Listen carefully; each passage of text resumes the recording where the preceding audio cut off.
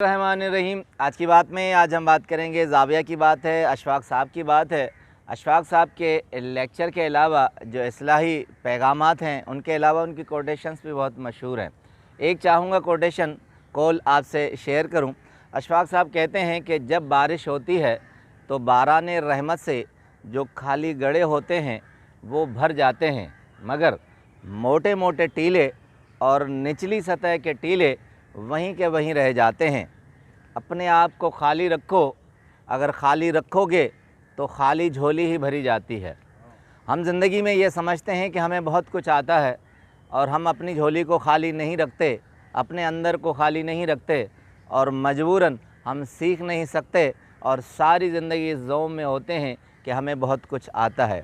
आते हैं अशफाक साहब के उस लेक्चर पर, एक सेशन हम उनका किया है। वो कहते हैं कि ज़िंदगी में एक छोटा सा मामला होता है तो हम उसे पूरी ज़िंदगी मताए ज़िंदगी समझकर उदास होकर मायूस होकर बैठ जाते हैं। इसकी मिसाल देते हैं अशफाक साहब, कहते हैं कि मेरा छोटा सा पोता था, बारिश हो रही थी तो मैंने सोचा कि इस बारिश से लुत्फ़ अंदोज़ होया जाए और पोते को जमालियात सिखाई जाए।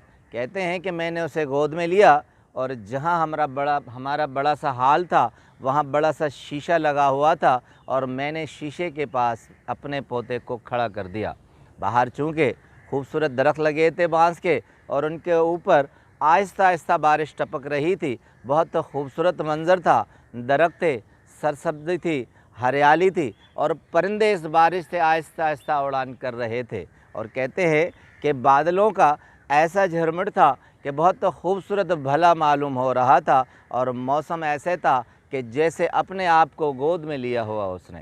कहते हैं मैं इस खूबसूरत मंज़र से लुत्फ़अंदोज़ हो रहा था और ये सोचकर कि मेरा पोता भी इस रहमत से, इस मंज़र से अपने अंदर जमालियात की हिस्स पैदा कर रहा होगा कि जब वो बड़ा होगा तो उसे मालूम होगा कि नेचर क्या है, फ़ितरत क्या है, कुदरत क्या है, मनाज़र क्या है और इन सब की हकीकत क्या है। मगर कहते हैं अचानक जो मैंने पोते को अपनी गोद में देखा तो मैं हैरान रह गया कि उसकी आंखें फटी की फटी हुई थी, सहमा हुआ था, जैसे अंदर से घुट रहा हो। एक घुटन का सा एहसास उसके चेहरे और खदोखाल से ज़ाहिर हो रहा था।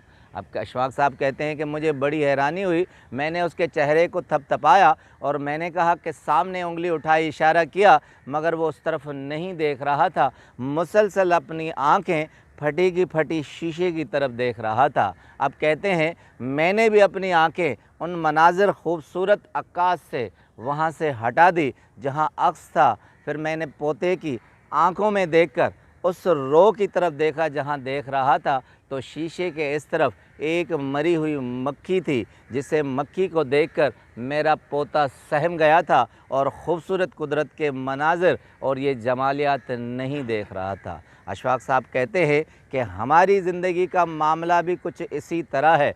एक नाखुशगवार वाक़या, एक मरी हुई मक्खी अगर शीशे से लिपक जाए और वहीं मर जाए तो हम उसे मताए ज़िंदगी समझकर खूबसूरत ज़िंदगी के मनाज़िर और लम्हात से लुत्फ़अंदोज़ नहीं होते और हम हैरान हो जाते हैं, घबरा जाते हैं कि ज़िंदगी में ये एक मुश्किल आई है, इस एक मुश्किल का एक धब्बा पूरे ज़िंदगी पर फैल जाएगा और हम ज़िंदगी नहीं जीते। अशफाक साहब कहते हैं एक छोटी सी फ्रीक्वेंसी आपके पूरे जिस्म को लपेट लेती है और आप समझते हैं कि पूरी ज़िंदगी यही है। अशफाक साहब कहते हैं ये ज़िंदगी की एक मुश्किल है, जो एक लम्हा है, गुज़र जाएगा, आप उसे पार करेंगे तो ज़िंदगी बहुत आगे खूबसूरत है। एक मुश्किल आ जाए उसे मताए ज़िंदगी मत समझिए, ज़िंदगी बहुत खूबसूरत है। अपने हौसले से, अपने हुस्न से आगे बढ़िए